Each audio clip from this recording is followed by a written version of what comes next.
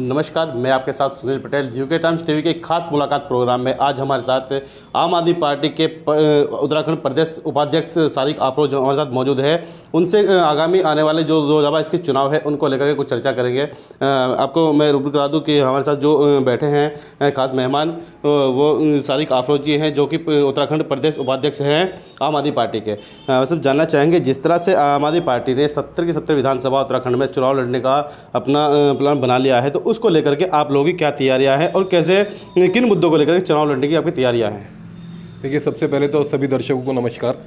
और आम आदमी पार्टी फ़िलहाल उत्तराखंड में जो एक मित्र विपक्ष कांग्रेस बन गई थी, तो उस वैक्यूम को उत्तराखंड के अंदर जो विपक्ष की भूमिका निभाने वाला कोई नहीं था, तो आज तो हम जनता के लिए संघर्ष कर रहे हैं। आम आदमी पार्टी विपक्ष की भूमिका निभा रही है। चाहे किसी भी मुद्दे पर आप देखें तो जहां कांग्रेस की और भाजपा की एक मिलीभगत सामने दिखती है, एक नूरा कुश्ती दिखती है, वहां अगर कोई जनता की आवाज़ प्रखर होकर उठा रहा है तो वो सिर्फ आम आदमी पार्टी के नेता और कार्यकर्ता हैं।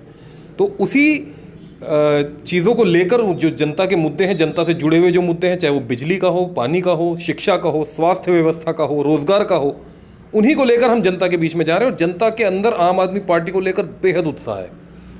2021 में जो चुनाव होने जा रहा है, उसके नतीजे आप सबको बहुत ही बड़ा, जैसे कहते हैं ना, शॉकिंग रिजल्ट्स आपको देखने को मिलेंगे। इनकी कहीं आगामी 2022 से पहले जो ग्राम पंचायत और नगर पंचायत जो चुनाव होने हैं उसमें भी अहम भूमिका निभाएगी आम आदमी पार्टी। बिल्कुल, देखिए, हम राजनीतिक दल हैं और सभी चुनाव के अंदर हमारा दखल रहेगा। अभी हम लोग उस पर एक रणनीति अपनी बना रहे हैं और जल्द ही उसके लिए जो भी औपचारिक घोषणाएं या जो भी कुछ हमें करना है वो हमारा शीर्ष नेतृत्व जैसे हमें डिसाइड करेगा, क्योंकि ये फैसले जो हैं केंद्रीय स्तर पर होते हैं, तो उसके ऊपर पूरी समीक्षा कर निर्णय लिया जाएगा। कैसे देखते हैं जो चुनाव आम आदमी पार्टी लड़ेगी?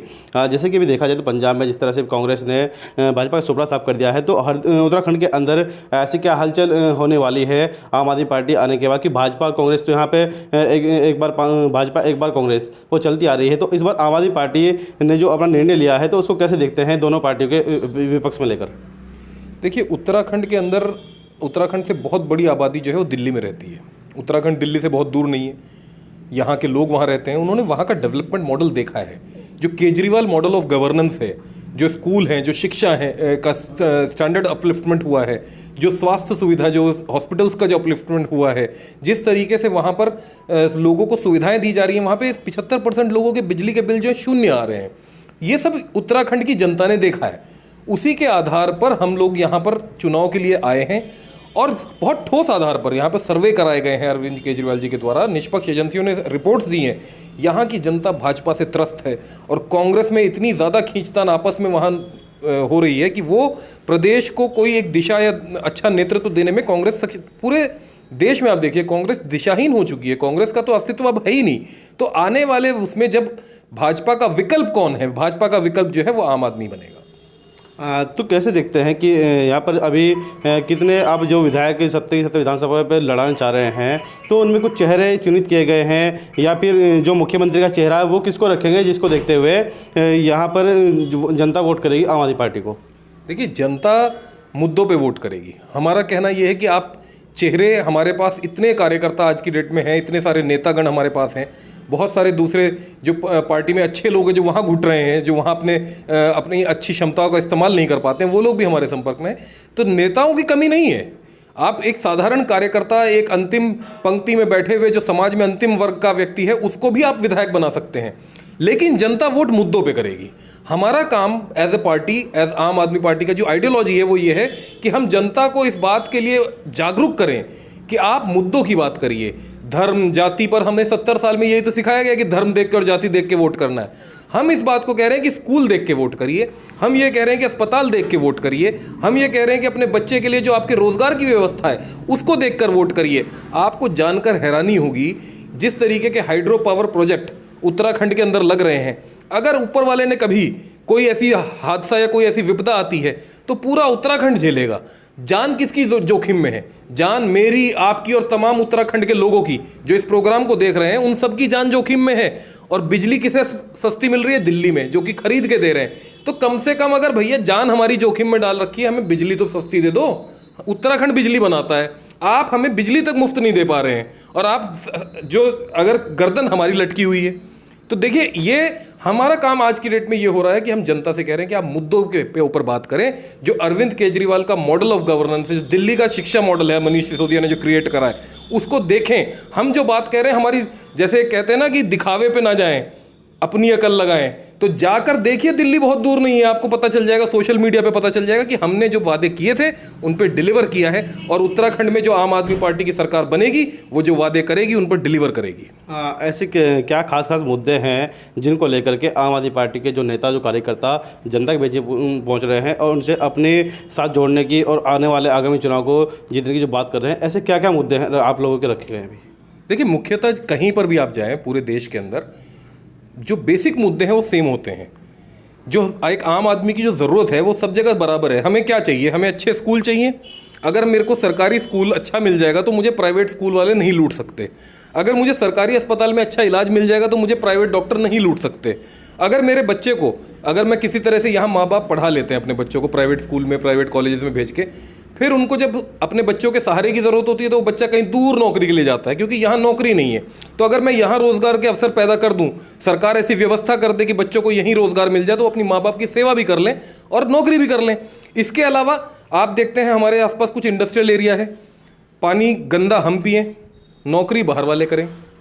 कम से कम उत्तराखंड के लोगों को, जिनकी जान जोखिम पे आपने हाइड्रो पावर प्रोजेक्ट लगा के इतनी बड़ी बड़ी झीलें बनाकर, उनसे जो हमारी जान जोखिम में है, कम से कम बिजली हमें सस्ती दे दो, पानी हमें फ्री दे दो। दिल्ली में आप देखिए, जो प्रदेश बिजली भी खरीद रहा है, पानी भी खरीद रहा है, वो अपने लोगों को 75% लोगों को शून्य बिल की सुविधा दे रहा है बिजली की। और यहाँ आप देखिए, आए दिन मेरे पास लोग आते हैं, आम जनता और गरीब वर्ग के लोग, पिछड़े वर्ग के लोग आते हैं, जो ये कहते हैं कि साहब इतने का मेरे पास चालान भेज दिया है, आज मेरे को इतने का मेरे पास बिल भेज दिया है, कहीं सुनवाई नहीं है, लूट मचा रखी है। तो ये मुद्दे जनता के मुद्दे हैं और इन्हीं के आधार पर ये चुनाव होने जा रहा है। 2021 का चुनाव जाति और बिरादरी, धर्म के ऊपर नहीं होगा। 2021 का चुनाव पूरी तरीके से इन मुद्दों पे होगा, ये आम आदमी पार्टी सुनिश्चित करेगी। 2021 में जो चुनाव होना है वो पंचायत का होना है और 2022 में जो है विधानसभा का चुनाव होना है। तो देखा जाएगा कि इसमें क्लियर हो जाएगा आम आदमी पार्टी का जो ग्राम पंचायत में जो जिला पंचायत सीटें होंगी, क्षेत्र पंचायत सीटें होगी, तो इसमें क्लियर सा हो जाएगा। तो इसमें कैसे देख रहे हैं इस चुनाव को? देखिए, दोनों बहुत अलग अलग चुनाव होते हैं। पंचायती चुनाव बिल्कुल एक अलग डायमेंशन का चुनाव है। वहाँ छोटे चुनाव होते हैं, व्यक्तिगत क्षमताएं बहुत मैटर करती हैं, लोकल मुद्दे भी अलग होते हैं कि हर गांव का एक अलग मुद्दा हो सकता है। जैसे अगर आप यहीं हमारे क्षेत्र में जाएं तो पाडली और इधर के जो गांव हैं, उधर का मुद्दा है कि रेलवे लाइन के उनके पास रास्ते की प्रॉब्लम है। ऐसे ही अगर आप लंढौरा साइड में जाते हैं, ढंढेरा साइड में जाते हैं, तो उधर रास्ते का एक बड़ा मुद्दा है। ये स्थानीय मुद्दों का चुनाव है। इसको और 2022 के चुनाव को हम बहुत ज़्यादा जोड़ के तो नहीं देख सकते हैं, लेकिन हाँ, ये ज़रूर है कि हम लोग ग्राम स्तर पर हमारी जो बूथ की इकाइयां हैं, हम उनको मजबूत करने का काम कर रहे हैं, हम संगठन निर्माण का काम कर रहे हैं। 2022 के चुनाव को लेकर हम लोगों के अंदर ये जागरूकता ला रहे हैं कि हमें मुद्दों के बेस पर, मुद्दों के आधार पर वोट देना है, ना कि लोगों के बहकावे में आकर वोट देना है। जिस तरीके से हमें अलग अलग ऐसे ख्वाब दिखा दिए जाते हैं 20 साल के, 25 साल के, जिनका कोई आधार नहीं होता, उनके बेस पर अगर हम वोट दे देते हैं तो हम छले जाते हैं और बाद में उन मुद्दों के ऊपर हम अपने नेता से सवाल भी नहीं कर सकते हैं। अगर आपने वोट अपने क्षेत्र के अस्पताल की हालत पे दिया, अगर आपने वोट अपने क्षेत्र के स्कूल के आधार पर दिया, तो आप अपने नेता से, जिसको भी आप जिताएंगे, उससे जाकर पूछ सकते हैं कि 5 साल में आपने मेरे स्कूल की हालत क्या करी। लेकिन अगर आपने किसी ऐसे हवाई मुद्दे पे वोट दे दिया, चाहे वो जाति का हो, धर्म का हो, तो आप फिर क्या सवाल करेंगे उससे जाकर? अभी एक त्रासदी आई थी उत्तराखंड में, तो उसमें आम आदमी पार्टी के नेता या कोई वहाँ पर पहुँचा है, तो कैसे वहाँ पर कुछ सहयोग करने की बात या फिर सरकार से कोई गुहार लगाई गई है? लगातार हमारे जो शीर्ष नेता हैं, मेरे साथी प्रदेश उपाध्यक्ष और हमारे युवा मोर्चा के साथी दिग्मोहन नेगी जी, SPS रावत जी, लगातार वहीं पे कैंप करा हुआ है उन लोगों ने। और हमारी वहाँ की जो इकाई है लोकल, उसने भी अपना वहाँ पे कैंप भी लगाया हुआ है, सहायता भी कर रहे हैं लोगों को जितने भी हमसे हो सकता है। आम आदमी पार्टी इस समय जो वहाँ पे जिस तरीके की हमें ये हानि हुई है, देखिए, नेचुरल जो कैलामिटी होती है उस पर किसी का कंट्रोल तो नहीं होता है, लेकिन उसके बाद सरकार कैसे रिएक्ट करती है ये महत्वपूर्ण है। तो कहीं ना कहीं इस सरकार ने उन लोगों के प्रति जिन्होंने अपने परिजनों को खोया है, कोई संवेदना नहीं दिखाई है।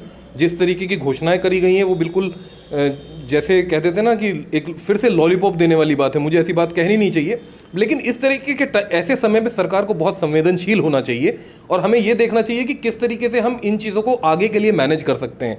जो डिज़ास्टर मैनेजमेंट है हमारा वो बहुत पुअर है। लोगों को हम कैसे जागरूक करें, लोगों को कैसे हम ट्रेंड करें, जो हमारी। और आपको एक और हैरानी की बात बताता हूँ कि जितने लोग वहाँ पर काम कर रहे हैं, आपको पता है उन लोगों के लिए कोई व्यवस्था नहीं है पेंशन तक की।